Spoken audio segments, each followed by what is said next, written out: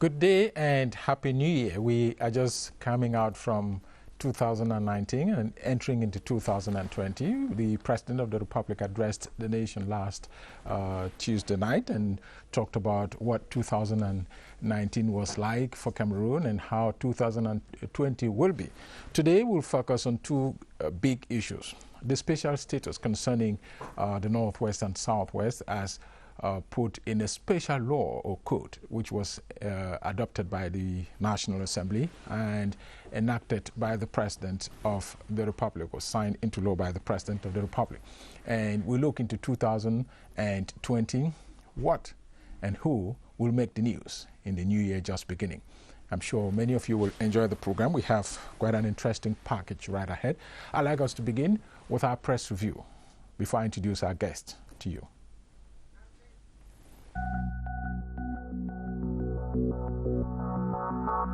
President Paul Biya's end-of-year message to the nation floored newspaper columns this week.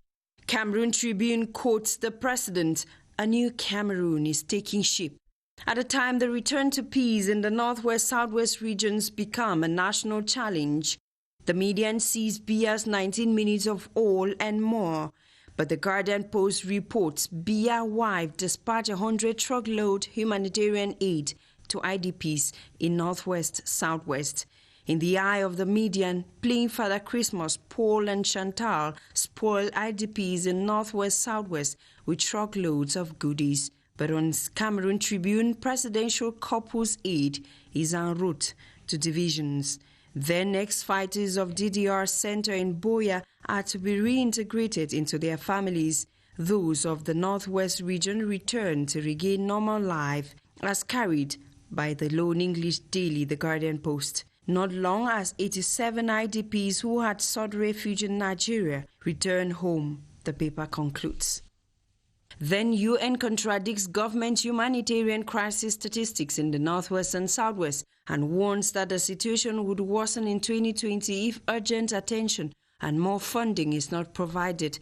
According to the Guardian Post, the media sees Yaoundé and UN at war over humanitarian statistics, but questions who is telling the truth. At a time, the impact of government humanitarian assistance plan to IDPs 18 months on is evaluated. Boya gets a new leadership with Father Michael Bibi named Apostolic Administrator of Boya Diocese on the Guardian Post, while Monsignor Andrew Nkeya is new Archbishop of Bamenda on the median, an idea shared by Cameroon Tribune. The visit of the Defense Minister to boost morale of troops in Kiosi, an attempt by a man to butcher the PCC pastor during a service in Kumba, the seizure of 2 tons of contraband drugs by customs in Betua, the close to 19 billion CFA francs budget for 2020 of Sopecam, and the crowning of an Anglophone as Miss Cameroon 2020 also form stories reported by the papers this week. Let's now end our press review with a story on the Guardian Post wherein Cameroonian frontline singer and peace advocate Adjanje Constantine, known by his artistic name Wams Classic, has been awarded for his outstanding performance at the World Youth Forum in Egypt 2019. Wams is celebrated for making music that entertains and preaches peace. This is the second consecutive time Wams Classic is winning the award. Until I come your way again, this is your hour with the press.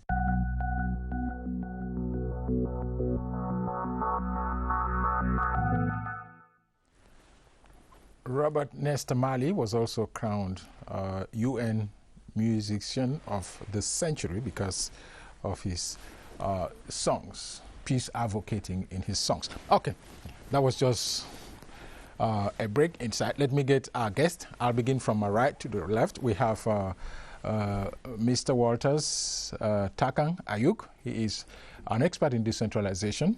I'll call you that way because you master the subject. We have Eugene Fungwam. He is a journalist. We have Stephen Ojong, a journalist, publisher of The Median. And we have Christian Bibgo, a journalist and publisher of The Guardian Post. You're all welcome. Okay, and Happy New Year to all of you. I want to wish a special Happy New Year to those of you who are watching us online, because we're streaming this program, right? And for those of you who have been with us, especially those of you who have joined us on the set to be able to educate Cameroonians on the various issues we have handled in 2019. We look forward to meeting you again in 2020, and we hope you'll make yourself available to us on the program and the sister program, Send the Press, when we solicit your services, or should I say your expertise in that. Okay, let's now move on to our first subject of the day, which has to do with the special status. I call that the Northwest and Southwest, and the President of the Republic did make mention about that in his end-of-year message, and so many people have been questioning what this special status is all about. I'll crave your indulgence, gentlemen. You just wait. I'll ask him a series of questions, and then we'll react after that. So, Mr. Ayuk, when they talk about special status, what does that mean? The Code on Decentralization was out to put in place all the statutes that are required for our decentralization structure to be in place.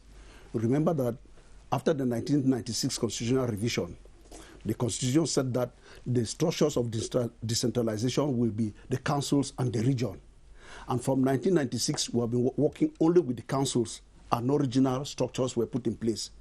So after all the problems that we had and the Grand National Dialogue, it was one of the recommendations of the Grand National Dialogue that the major national structures, major national dialogue, that the regional structure should be put in place.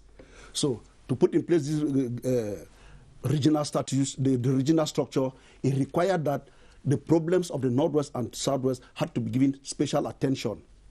And considering the specificity of the Northwest and Southwest, the regional structures put in place could not solve the problems of the Northwest and Southwest. That is why it was necessary to give the Northwest and Southwest a special status.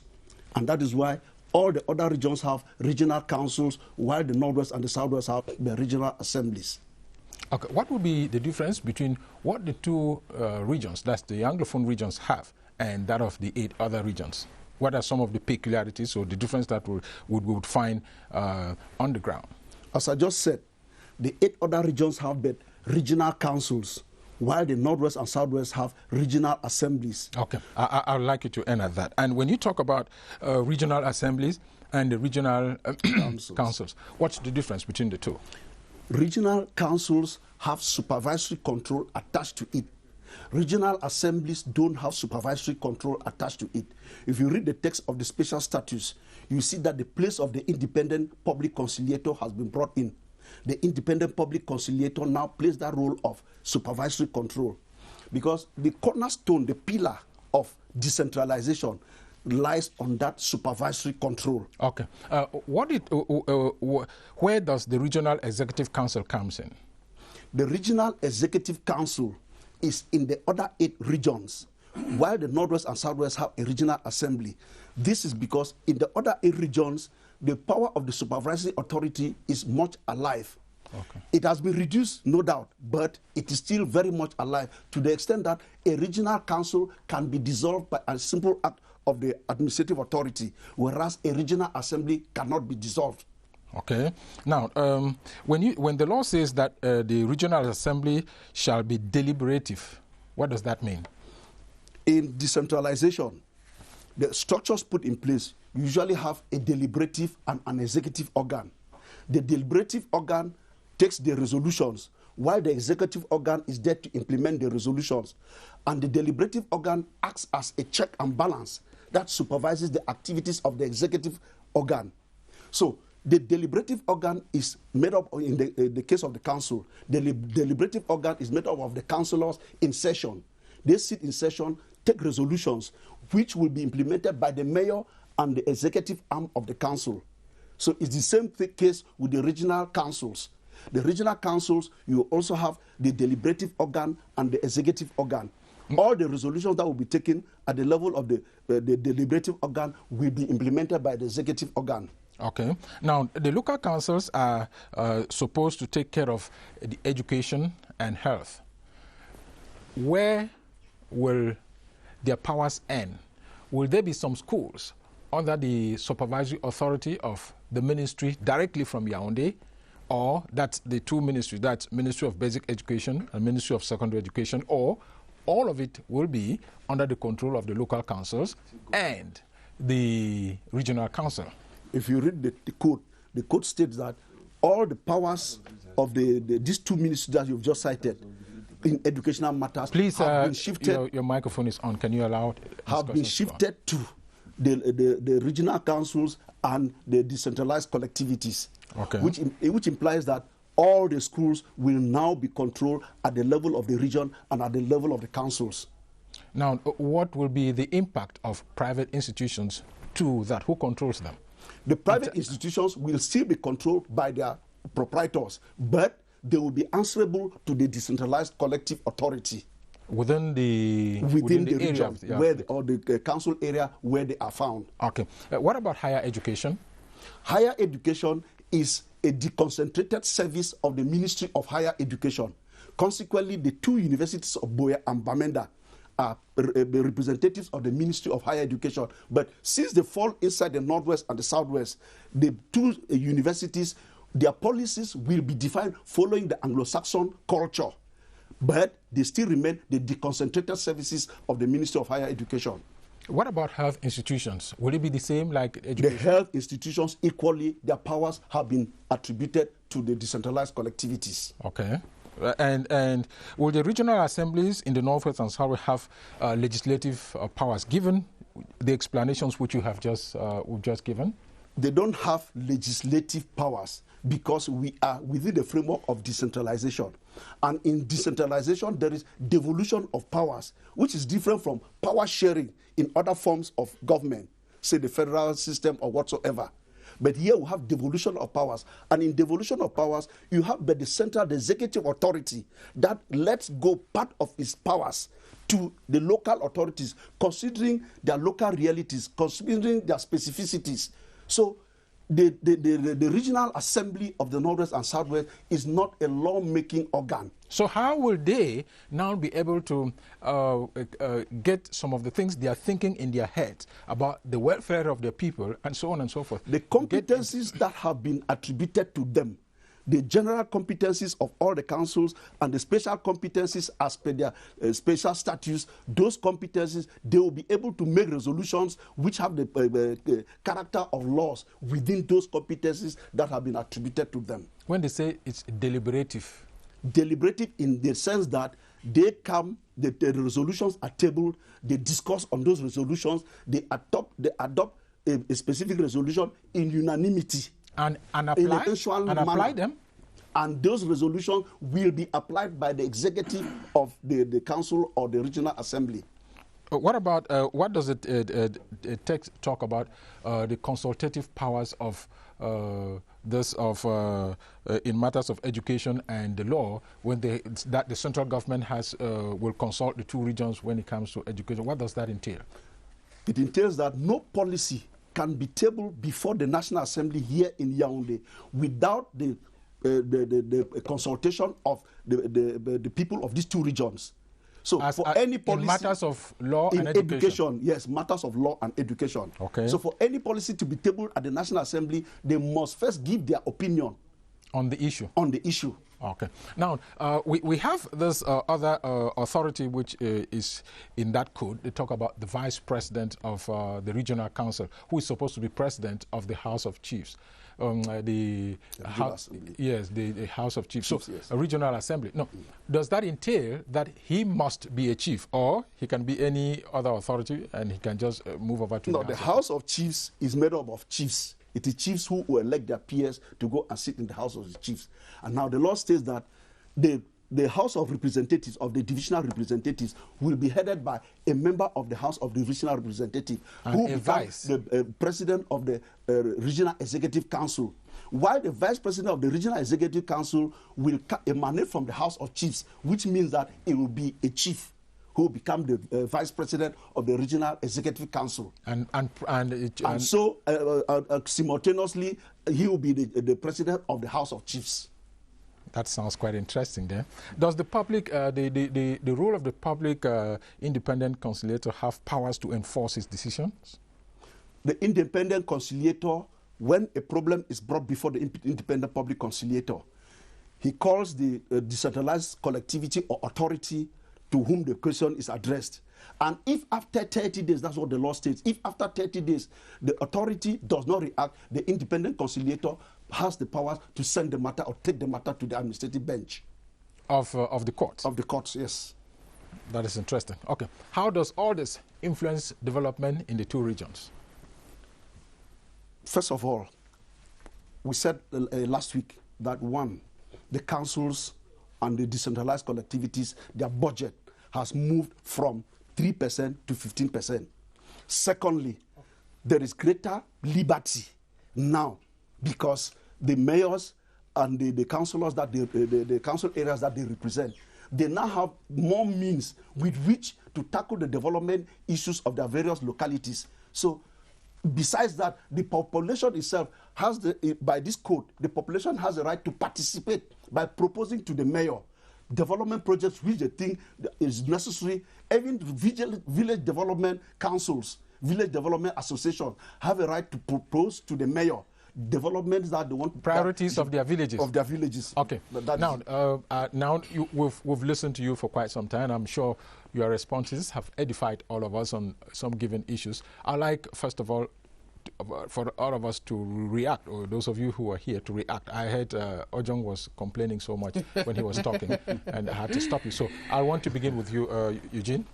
When you listen to him, what's your reaction? No, I think this is one of the best expose on this subject that I've heard since all of this thing started. It opens up and explains quite a number of things, and I think that if it worked like that, if what is on paper is in practice, we could say that we've made some advancement.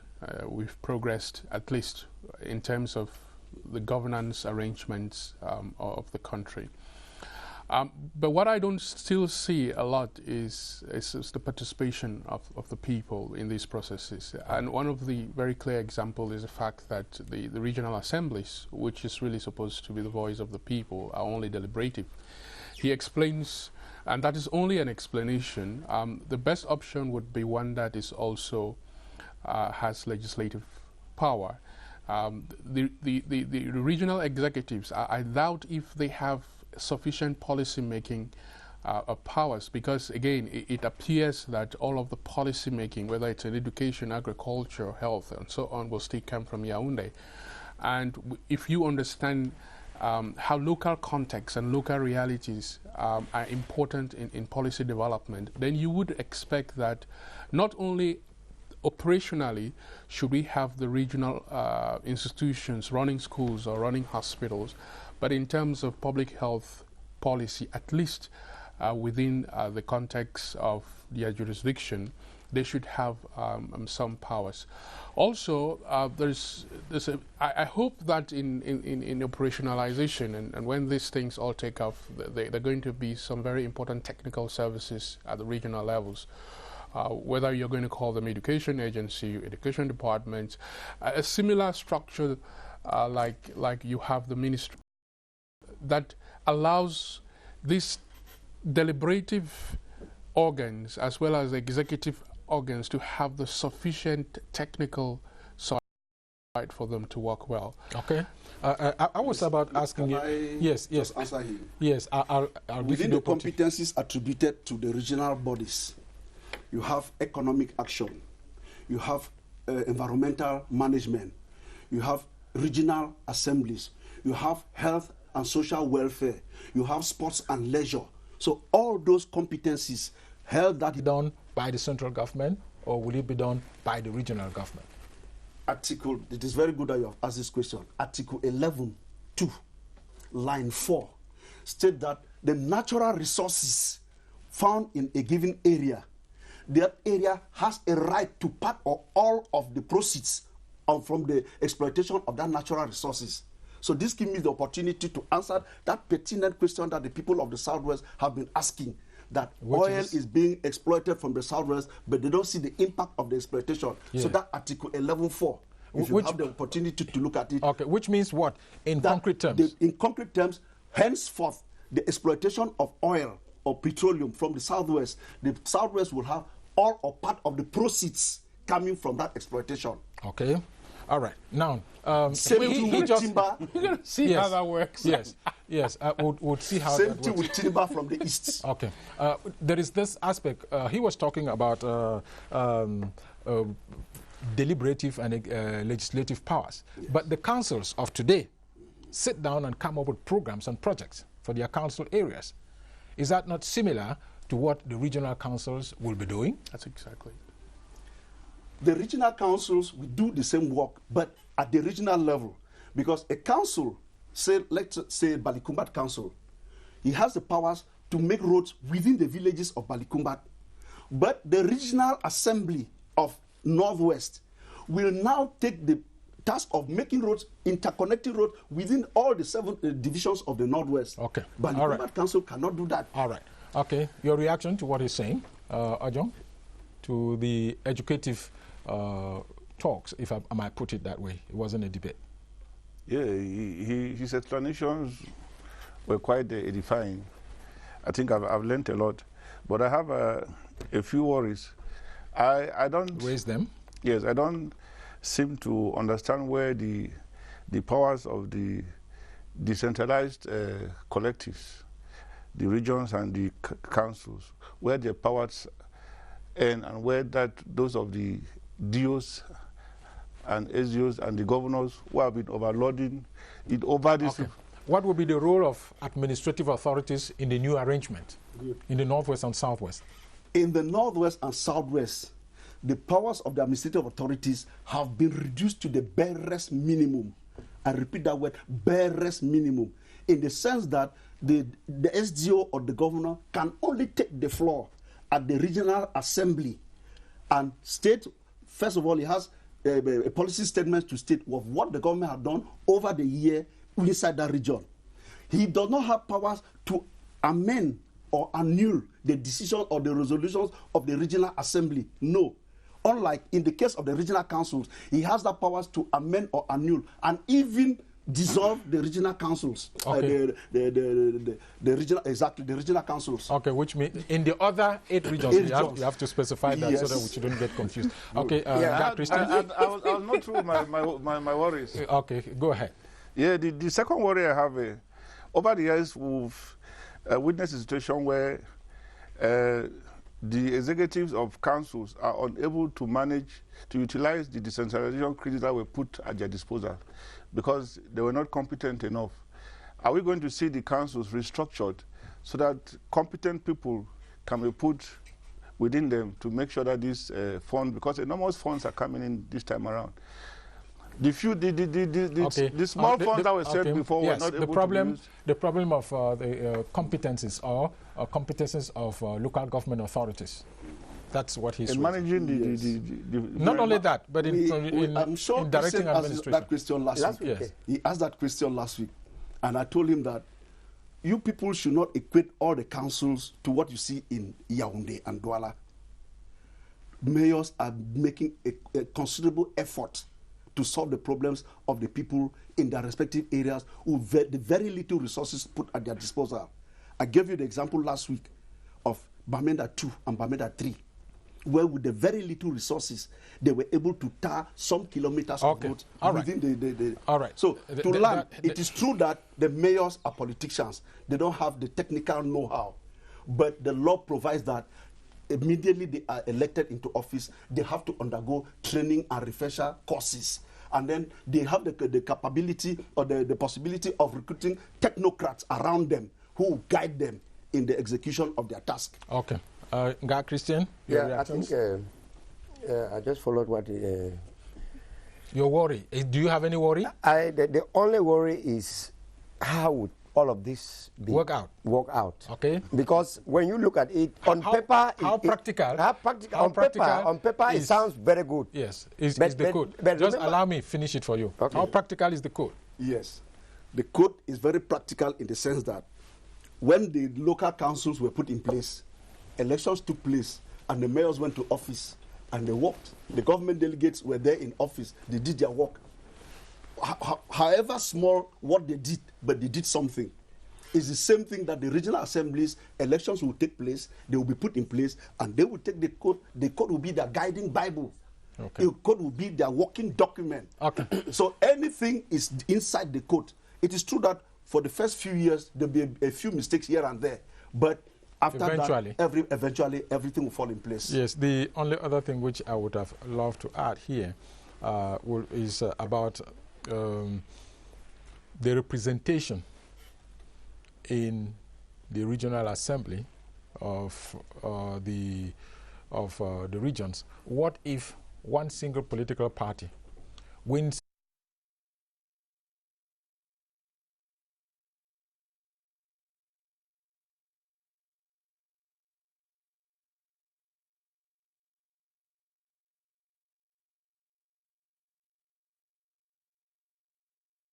assembly? That's let's say a political party A is represented at the local level and at the regional level. Yes. Will that work better, or it will work better if you have various political parties winning here and there, and then we have a regional council that is made up of different political colorations? It will be the political expression of the people. Okay. I cannot sit here and dictate to the people that they should put this or that party or make quota systems. No, okay. We cannot sit here and dictate to the people. Let me just add something at the analytical level. It's the idea, I think I was sharing last week, that the way our laws are written, political parties have been given enormous power, which means that now that we have this regional and municipal level elective offices, the political parties are going to be the main determinants of who gets into those bodies and how they work. And this is very, very unfortunate in the sense that if what you have explained happens, we know what political lines are. We know what party discipline is in this country. We know whether it's the opposition or the ruling party, you're going to have a single narrative. You're going to have a single voice. You're going to have policy that serve primarily political interest. And that's why it may be useful in this context, especially because it has to do with very local level development, that there is the possibility of having people in those councils who do not come from political independent parties. candidates. Let me chip in something. Yes, independent candidates, for example. Please. That's the point I'm making. Let me chip in something, just to clarify you. You go in for the elections on the platform of a political party. But once in the council, you don't talk politics. No, that's the principle. Right. No. Have you ever attended a council session somewhere?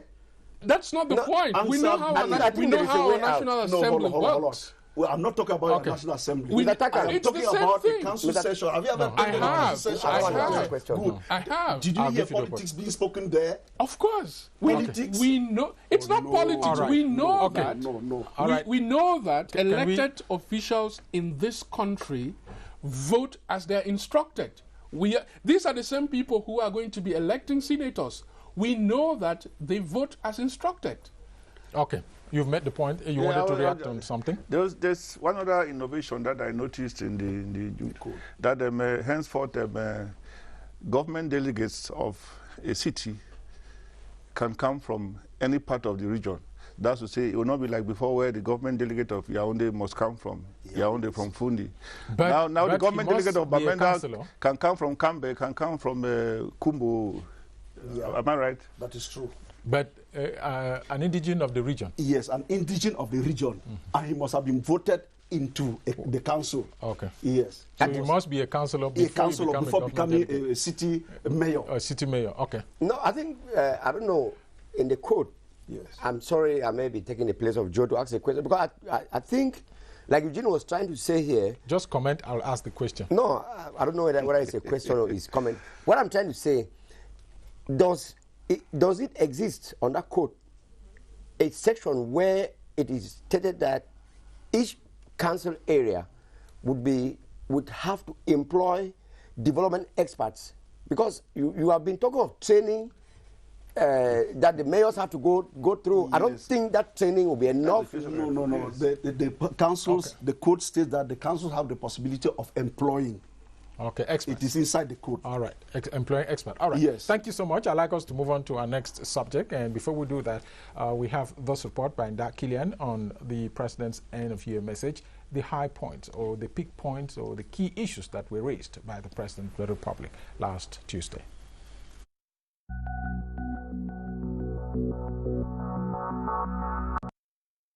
President Paul Biya, in his New Year speech, addresses three main issues: the social progress, the economic growth, and the preoccupying security problem in the northwest and southwest regions. He begins with the social progress. This major complement to our democratic system is making great strides in its various components, namely education, health, employment, etc., although obviously there is still room for improvement.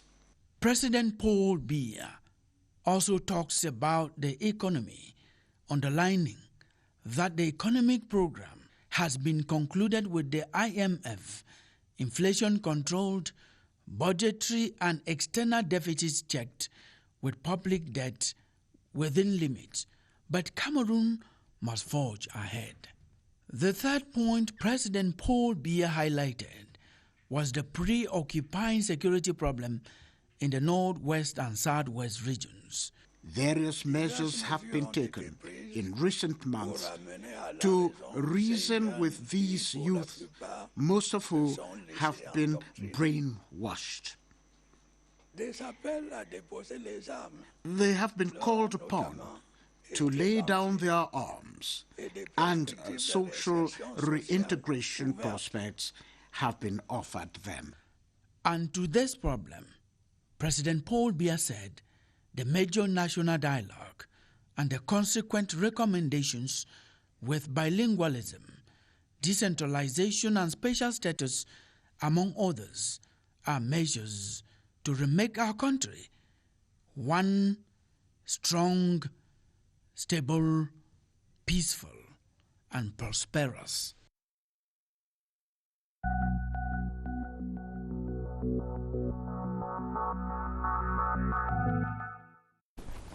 Okay, we are back and we want to move on. The other three gentlemen would talk more now. We're moving into 2020 and the President did say quite a number of things, but we'll not focus so much on what the President said or did not say. We'll focus on your reading of events and projections into the year. So what do you watch, what do we watch out for in 2020 in terms of events? Well, I'm surprised that you introduced the President's speech and then quickly say that we shouldn't dwell on it.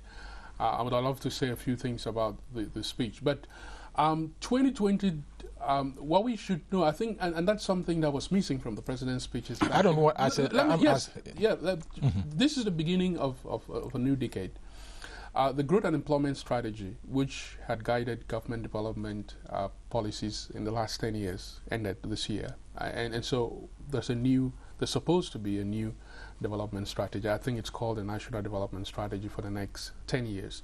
It's interesting to see what that document, I haven't seen it, but it's going to be very interesting to see that document. It was quite surprising that at the end of such a very important milestone in the 2035 vision, that was lacking from the President's speech, because the growth and employment strategy was the main mechanism for implementing that vision within the first 10 years of the vision.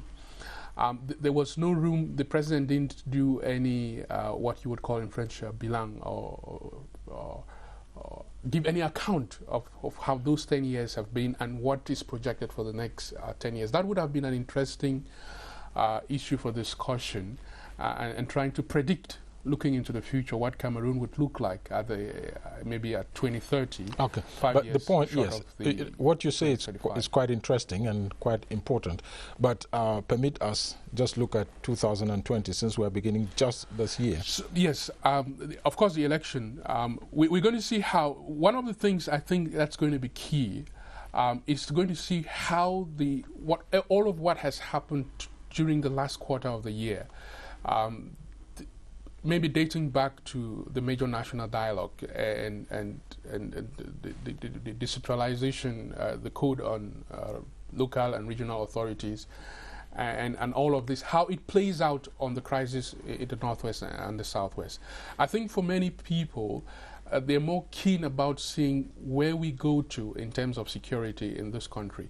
The election is going to take place, the general elections are going to take place within that context. It's going to be interesting to see how we manage to hold an election in the Northwest and the Southwest in the context in which it is, especially given that these are local elections, where a mayor, for example, must campaign within a very limited geographic space and be able to elect it and represent voices from those geographic spaces.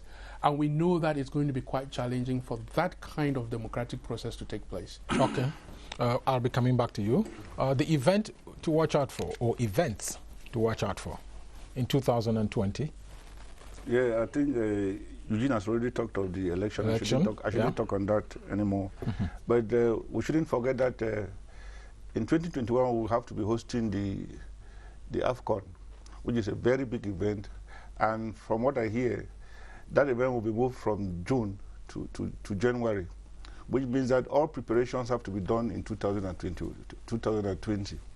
Are we seeing the CAN 2021 happening in Cameroon? If you look around Yaoundé, that will host most of the matches, 2 stadiums, the one in Omnisport and the one in Pobia Stadium. And Olembe. Yes. The Pobia Stadium is not ready. And then the roads in Yaoundé are completely broken.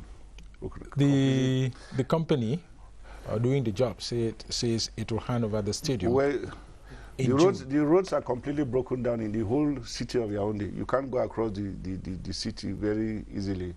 And then we learned of a 5-star hotel that was going to be constructed for this project. They demolished the former Ministry of Public Works to build a 5-star hotel at that place. Until now, the project has not taken off. That 5-star hotel was supposed to save the CAN. It has not taken off. And in most of the other towns, the road projects are still not there. We're talking about events in 2020. I'm saying that if the event has to happen in January 2021... You're already into 2021. Okay. That January 2021, Joe... No, I will come back to you. No, you understand me, understand my worry. I've understood. We have understood you. It means that allow Christian, Joe, please. Joe, allow me to... You are not answering my question. What is that? I've said 2020, the event to watch out for. You have talked about the election. What next? I've talked about the activities leading up to the January 2021 AFCON. No, be specific. You have talked about preparations for 2021, right? Yes. Okay. Any other thing? Yeah. What next? Implementation of all these new laws that they have put in place. We have to see them happening. There's talk around that we are returning to normalcy. If we are returning to normalcy, we want to see schools resume in most of our towns and villages. If this is not done, then there's still a lot to be done in the Anglophone regions. It's good and fine. The president at this time around said that the Anglophone problem is causing him sleepless nights. I was very happy to hear that, and that the priority in this 2020 will be finding a lasting solution to. I want to see him do that, but I fear. Because he says... No, you have already given me the responses. I fear again... There's no need to be fearing when, I fear again he has taken the engagement. I fear again he is saying that they are going to pursue with violence. That's military. The state carries out legitimate violence, if you want me to put it that way. I don't refuse. Joe, let me finish. Let me finish. No, you're not giving me the issues the way I'm putting the questions. No, you ask me questions, allow me to answer the questions. But you answer. You don't ask me questions and you want me to answer the way you want me to answer. No, I'm asking you the answers. No, and when you do like that, you distort my thinking. What I'm trying to say is that we want to see real concrete steps taken. It is true much has been done. We see some normalcy returning, but it should be reinforced, especially in the area of education. Schools are not happening in the greater part of the Northwest and Southwest. We want to see schools resume. It worries me, it pains my mind that children are not going to school. If normalcy is returning as they claim, they should call teachers to go back to where they have abandoned, go back to where they are supposed to be teaching. Students should go back to where they are supposed to be going to school. And then the president can extend his prerogative of by giving them some of these people who are in jail, Ayok Siseko and the others. Are those events that will mark 2020? Yes, of course. Okay. God, Christian. Well, it looks like they've said almost everything. Okay, if they've said... No, Joe, but... if they've said everything, then I should ask you another question. No, Joe, allow me now. Okay. I'm saying that we are looking out for the implementation of the decentralization code. We want to see it work because we think that if things are done the way we find them on paper, obviously relative peace will return. I'm talking about relative peace to the two respective regions. That is what we want to see happen in the Northwest and Southwest regions. And again, I think we are talking about elections. I'm still trying to figure out how it is going to be possible for elections to take place in Ndu, where I come from, you come from where. I want to see our campaigns, like Eugene was saying. That is, to me, it will be a miracle of the century that people will campaign normally to be voted as councillors. They might not campaign normally, but there will be elections. Joe, I'm still talking. Because the situation is not what used to obtain. You asked what we want to see, and we are saying that... I say the events that will mark 2020, and I've what said we want to see. The miracle, because what they are saying is that what will be the key events, and we want to see how elections will take place in the Northwest and Southwest. What will be the key events? You enumerate the events, not how you want the events to unfold. No, right? but how are they going to take place? Okay. And then there is Shan that is taking place in a few months. Yeah, I think we are looking up to that, and a very big event. It's a big event. It's a continental event, and I think the whole thing about organizing a sporting jamboree like the Shan or AFCON is not only about the stadium. I've gone around Yaoundé, as Ojon was saying. I think the road that leads to my village is better than what I see. If you go beyond Mobile and Source, it is nasty, and I don't know how. You are commenting. You are not giving me events that will mark. There is Shan that will be hosted in a few months. But we are not prepared for that. So how are we going to do that? Time will come for you to observe on what you have enumerated as the key events. You don't enumerate and comment at the same time. Those key events, how would they take place? I will give you the opportunity to comment. Mr. Taka. What are the key events that will mark 2020? In February, we have the twin elections that will elect the parliamentarians and the council authorities. After that, 1 week after that, they will elect the executive of the councils. Once the executive of the councils, 2 weeks later, they will elect the executive of the city councils. Once this stage has been gone through, now we'll be waiting for the next election of the regional councils or the regional assemblies, which I am very sure that it will not take too long because this matter has dragged on for too long. So I'm very certain that our regional councils will be in place as soon as possible. Okay. So once these two elements are put in place, I think that it will now confirm what the head of state has said, that the country will be a new Cameroon. Okay. And if you look at it, you realize that we're having a situation of almost 3 states country. Okay. You have the rest of the country, the 8 regions being governed by supervisory control, and then the Northwest and Southwest that have little or no supervisory control. Okay. Now, who will mark you? Who do we watch out for? These are personalities in 2020. No, Christian. Yeah, I think the person who I want to see to... No, who are those to watch out for? I want to see if the head of state... No, you're not getting... You're asking me a question now, Joe. Who will mark me? No, no, excuse. Let me put the question on. Yeah. Who are the key people to watch out for in 2020? Is that not what I want to say, Joe? The key person I want to see in 2020 is President Biya. I want to see him sign a decision releasing all those who have been arrested in connection to the Anglophone crisis, because he has talked about a new Cameroon. We are talking about a new Cameroon, and it means that there is going to be reconciliation.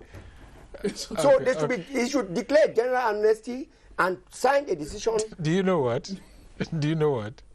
You have set your own question and you... No, I'm not. That is the person I want to see what he would do for me. No, okay. In other words, the person to watch out for in 2020 is President Paul Biya. That is what I have said. And I want to see key decisions that he would take so that we would have that new Cameroon that he talked about in his end of year speech. Don't add. Because who are the persons to watch out for? The individuals to watch out for in 2020? Okay. If you want just listing of names, President Paul Biya first, the Prime Minister second, the Minister of Interior, that's Mr. Tanganji, the Minister of Decentralization, the Minister of Sports and Physical Education, the Ministers of Basic and Secondary Education. I think these are the key people to watch out for. Okay. If we want to expect to see change in this country. Okay. Yes. You've named them. Can you now substantiate? I have not said anything. I'll come to you. Why are you worried? Don't be worried. You people are very agitated today. I don't know why. Yes. You're not always like this. Okay. Who are the key people to watch out for in 2020? I think the major stories of of this people, year, individuals. Yes. The stories revolve around people. The major story of this year would still revolve around the Anglophone activists who are in jail. So whether something happens or doesn't happen, they're still going to be the main people in the news, in my view. Okay. Mr. Taka? The Prime Minister will be the key actor in the sense that the head of state delegated competencies to him, powers to him to help solve this Anglophone problem. Everything, solution, will come only from the Star Office. He has successfully organized the major national dialogue, and we are seeing the fruits coming out. So it will be a follow-up from the Star Office to make sure that this decentralization that we're talking about is effectively put in place. That everything, once this decentralization is put in place, everything will equally fall in place. Okay. It's quite interesting the way you see local politics and local events. And interestingly, none of you has cited an opposition politician. And these are people who animate the political landscape so much. It's your opinion. No. Excuse me. I was just making an observation. But I wanted to follow this up. It's a century. Yes. I wanted to follow this up with this other observation. It's interesting also that none of you has mentioned an international event or an international personality that we could watch out for in 2020.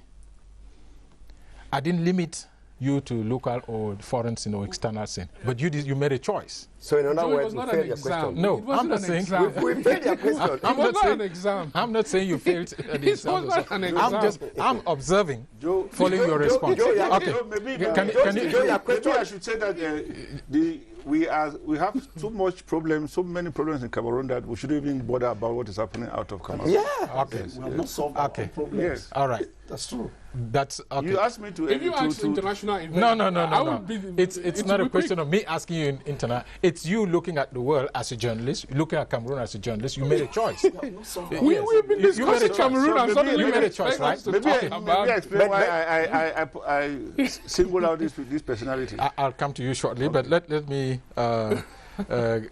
ask this question. Another observation: the environment, which seemed to worry a lot of people out of Cameroon, does not seem to be a key issue in Cameroon or to you people. No. I mean, to me particularly, it's a big deal because that's the work I do 80% of the time now.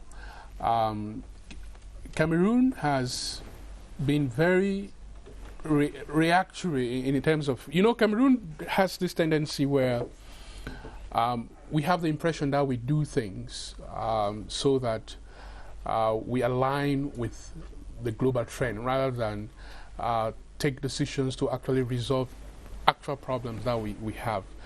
The level of pollution that we're seeing in Cameroon is unprecedented, and it's going to go on for a while.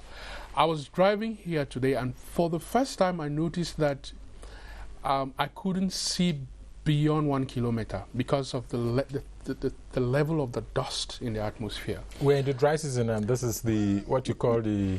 Are you justifying the fact that? Of course, we should know. Listen, no, this is the time. No, you should respect this. No, in the southern part of the country. The only reason you have that dust is because there's a lot of untarred roads. There are no two explanations, and that's an environmental issue. It is an environmental problem. You are probably giving an explanation for why we have dust. That doesn't take away the fact that it's an environmental problem. It's not only that. We have seen, for some reason, Hizakam is unable to live up to its former self. The piles of garbage that you find in the cities of Yaoundé, Douala, Bamenda, wherever you go, is unprecedented. Okay. You asked a question about environmental issues, isn't it? Yes. You want to stop me, right? Yes. All right. And then I'll come back to you when Teke would have responded. Because you've answered part of the question. Maybe you'll answer the rest when Teke speaks. Teke, over to you. Reactions online. Yes, Joe. We begin with Tata Napoleon, who says what is special is a special status, and it will be very special when it solves the Anglophone problem, else it will be the same player in different sport attire.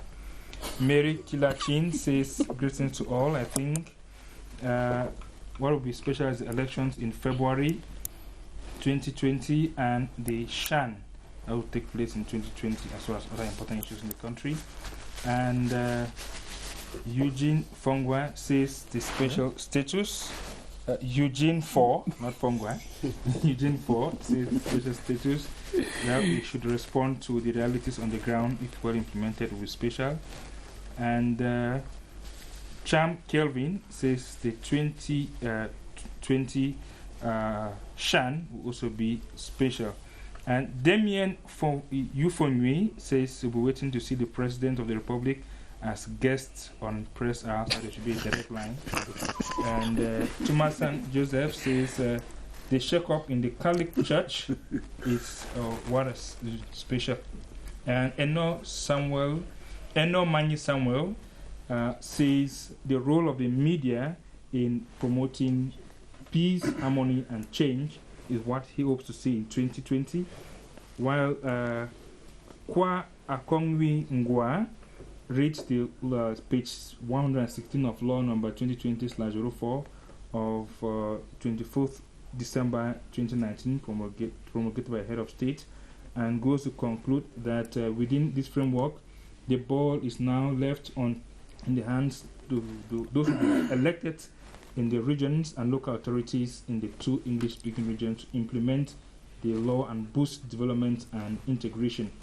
While Jacques Biloa in French says, mon avis, ce qui sera d'actualité en 2020 sur les élections municipales et législatives et l'organisation de la CHAN.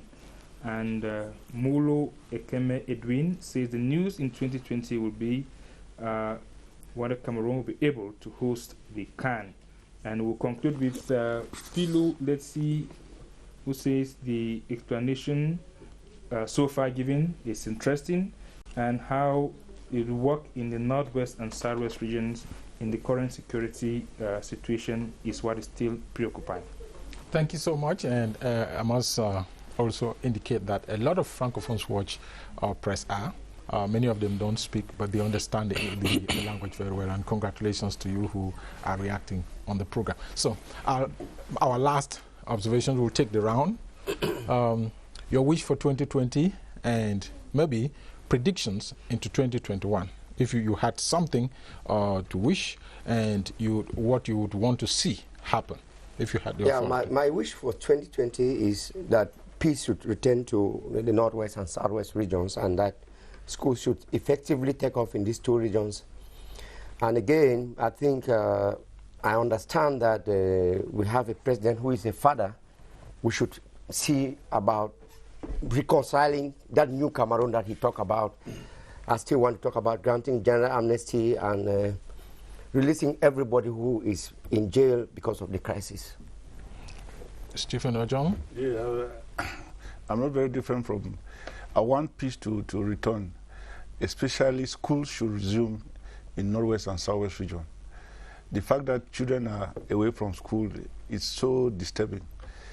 I want to use this forum to plead with the Amber Boys to permit children to go to school. Whatever their reason might be to want to keep them away from school, it is not, they must have realized by now that it was a bad decision they took. They should allow children to go to school. If they are pursuing their struggle, that is their business, but school should resume in Northwest and Southwest region. And then the president should, he has been very kind to most of those who committed atrocities. Let him extend that. He should take it to the end. He should free people like Seseko, Ayok Tabe, and the others who are in jail. At least everybody must have understood the problem of Anglophone Cameroon today. And I think everybody is looking up to solutions. And then lastly, the separatists should stop victimizing their own. The struggle has become such a thing that instead of fighting for the person they considered before as the enemy, the real enemy now of the separatists is the Anglophones themselves. You cannot go to your village, I cannot go to my village. Meanwhile, they say they are fighting for us. It has created a situation whereby Anglophones don't have a fallback position anymore. If we are victimized in Yaoundé, we cannot run back to Anglophone Cameroon. And like Chino Achebe says, that when you see a man who is being chased, run past his village, it means that just allow the man because the man is, we no longer have villages. Okay. Yes. Eugene? One of the things that I observed from the president's speech, and which informs my vision of the future, is the change of language. It was very significant in that we have seen there was no use of the word terrorism in the president's speech, and that, I think, is a very important departure from the past, and how the authorities have come to understand and see those who are fighting, who have taken up arms in the Northwest and Southwest. It's a very significant departure from the past, I think. So I really hope that we see an improvement in the language in the coming year if we take this as a tone. In the past speeches, one of the other key things was that there was a deliberate attempt to always associate the crisis in the Northwest with Boko Haram. That too is going away, and that's very useful in making us, you get the sense that we now know what this is all about. We now know that claims are legitimate. What I see that could hinder this progressive movement is the fact that the authorities seem to still refuse the separatists their agency. The whole idea that they are manipulated, that they don't know what they're doing, I'm afraid is a false assumption. They should take this guy seriously, reach out to them. The last major national dialogue did not do enough to reach out, whether it's to the separatists within the country or out of the country. I think we should, in the country, dialogue doesn't end. Dialogue is not an event. Dialogue is a process. The Prime Minister said that. And in that process, I would really want to see in 2020, if we're very, very serious about ending this issue once and for all, an overture to these people. There are people locked up who you can drive across the street and talk to them. All right. Okay, Mr. Walters Takang, hopes and aspirations in 2020. I believe in decentralization. I believe that decentralization is the solution to our problems. If decentralization had been put in place in 1996, we would not have been where we are today. I believe decentralization is the only solution to all our problems. I'm calling on everybody to come on board. I'm calling on everybody to give it a chance. And we shall, if we sit here 3 years from today with decentralization in place, I'm sure you will not laugh again. Thank you. Okay. You know why I was looking at you very sternly? To see whether you're serious yourself. Okay, thank you so much. That was a nice way of ending the program this first Sunday of the month of January and the new year 2020.